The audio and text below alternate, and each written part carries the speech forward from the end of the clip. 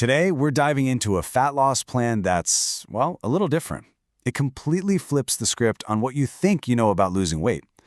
We're not going to talk about counting calories. Nope. Instead, this is all about ancient Ayurvedic wisdom. And it's about getting your body's natural rhythms back on track to basically turn it into a fat-burning machine. So, let's get into it. Okay, does this sound familiar to you? You're eating clean, you're working out, you're doing everything right. But that number on the scale just refuses to move. It's so frustrating, right? Well, what if I told you the reason for that is actually pretty simple? It might just be that we're all aiming at the wrong target. So here's the big idea, the main takeaway. You've got to forget that old, tired, calories in, calories out math. It's just not the whole story. This plan says that real, sustainable fat loss, that's a much deeper game. We're talking about fine-tuning your digestion, getting your hormones in check, and really, truly firing up your metabolism from the inside out. And this right here, this is so important to get.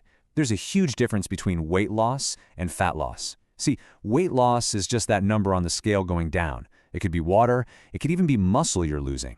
But fat loss, now that's a real win. That's a metabolic victory. It means your insulin levels are nice and steady, your digestive system is humming along, and your liver is actually doing its job and burning fat for energy. That is the goal. All right, so how do we actually do that? How do we get there? Well, this whole plan is built on 3 golden rules. You can think of them as the absolute, non-negotiable foundation. Get these right, and you're creating the perfect internal environment for your body to finally start letting go of that stubborn fat. Now, to really get these rules, we need a quick lesson in 2 key Ayurvedic ideas. The first one is Agni. Think of it as your digestive fire, like a furnace inside you. When your Agni is strong, it burns up everything you eat and turns it into pure energy. Awesome, right? But when that fire is weak, it leaves behind this gunk called ama. Think of ama as a sticky metabolic waste product. And in this plan, that ama is basically what we call stubborn fat. So the whole point of this is to stoke that inner furnace, that Agni, to burn away all the ama. And here they are, the 3 golden rules. Super simple. Number 1, fixed meal times. This gives your digestion a predictable schedule, a rhythm. Number 2, a 12 to 14-hour eating window.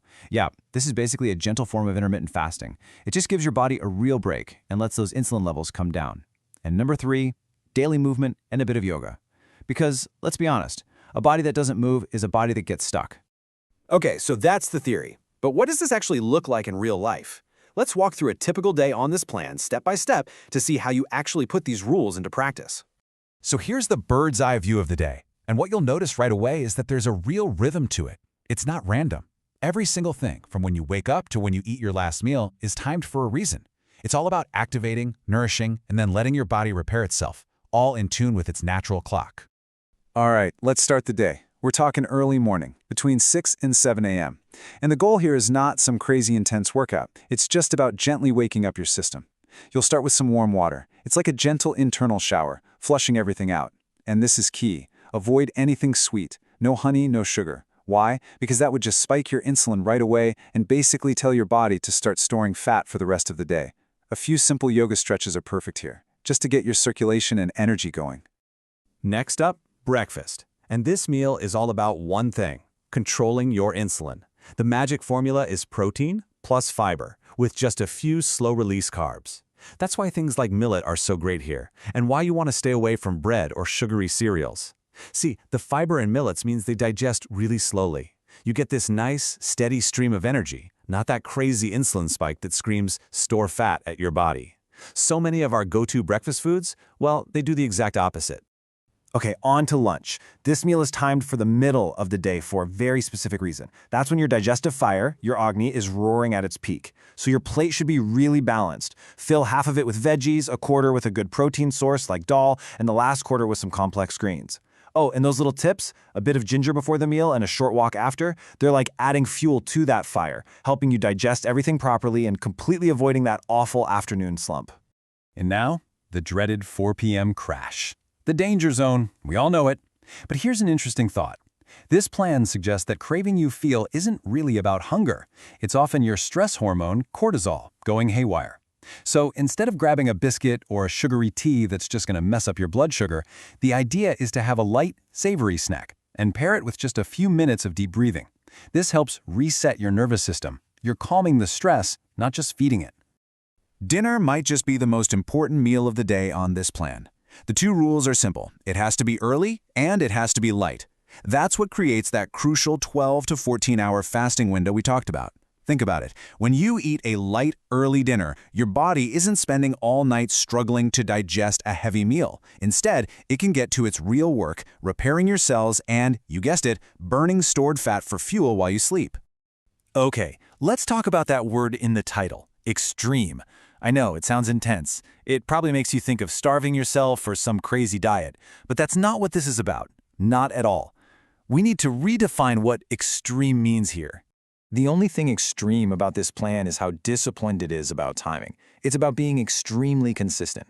You could even say it's an antidote to the complete chaos of our modern eating habits, The constant snacking, eating at all hours, too many choices. That stuff wrecks your metabolism.